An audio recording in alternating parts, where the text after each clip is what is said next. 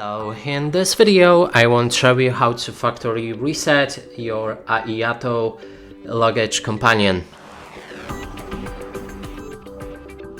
And to do this, first we'll need to identify where the button for all of the functions are, and it's on the blank side of this device right here. Now what we need to do is remove our luggage companion from iPhone Find My app. Make sure it's removed, otherwise the factory reset won't happen.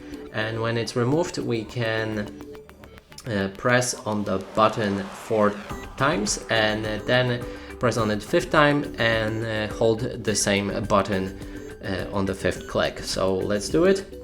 1, 2, 3, 4, 5, and I'm holding it.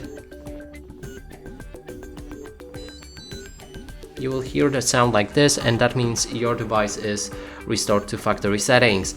And that's it for this video. Hope you like it. Please consider subscribing to our channel, leave a like and a comment below.